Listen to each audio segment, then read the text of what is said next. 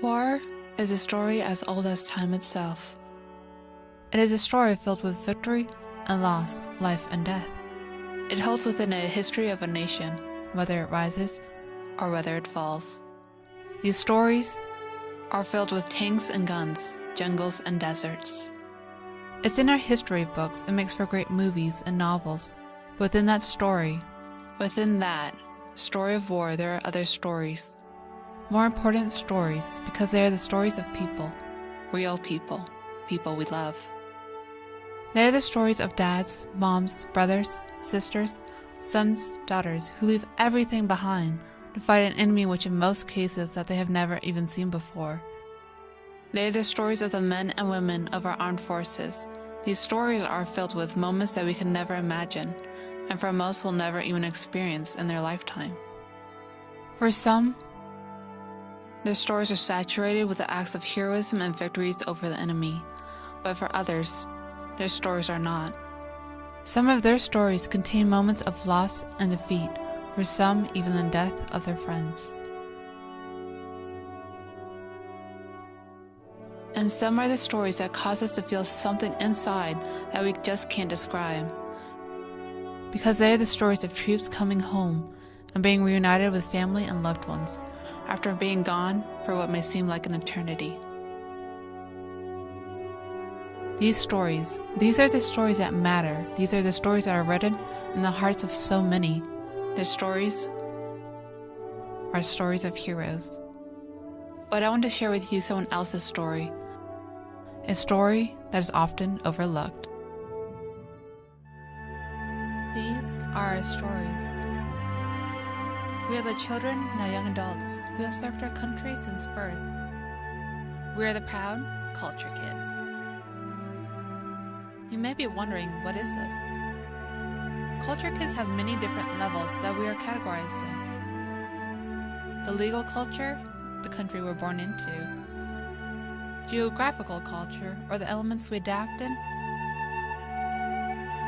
And lastly, third culture kids, the relationals, that are known as us. Depending on the culture category, we have learned to be nomadic. We are the ones who have struggled with how rootless or free are we. These are some of our stories.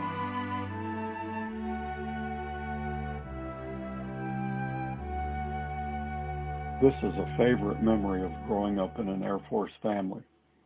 This memory is from the spring of 1970. I was 10 years old.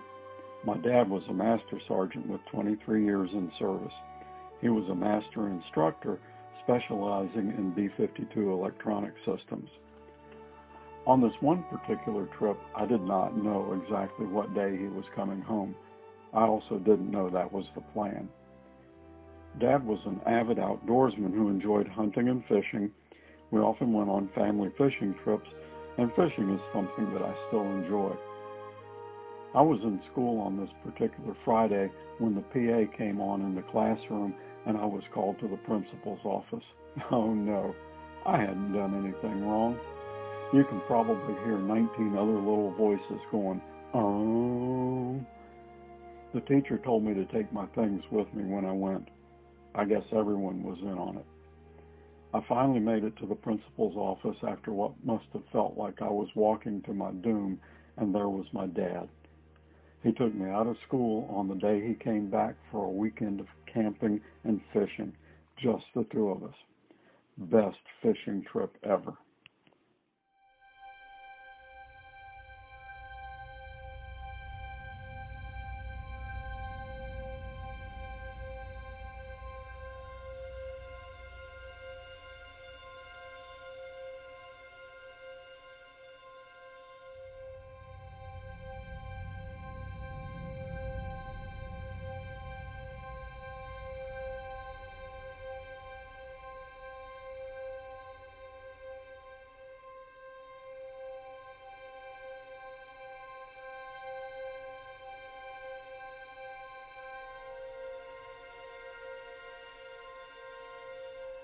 What I miss most about being a military child is the traveling I got to do.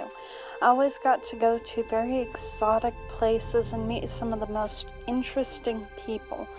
Also, the people that I hated, I wouldn't have to deal with for more than a couple years.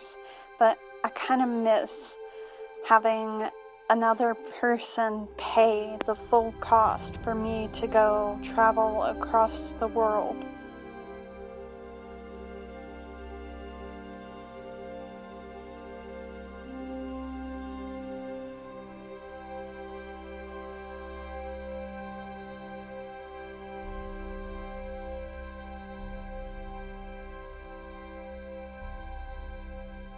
Now for the 2020 game. What's my nationality? Where was I born? Where am I living now?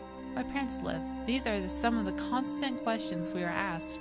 Our mantra is, would you like it sweet or detailed list of what I am? It may sound simple. For us, it's a hard question to pinpoint with our little cadet badge. We get to constantly reinvent ourselves with each culture and location we live and see. We have a chameleon, wanderlust soul. What is home? Where do we belong? It is not the scratch marks on a wall, constant same friendships, constant on the move, or feeling like a tourist in your own homeland after being gone for what can feel like an eternity.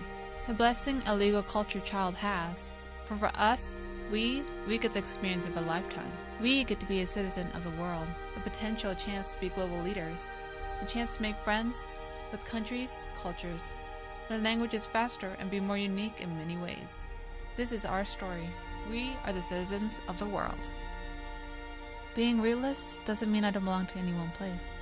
It means I choose to belong to many.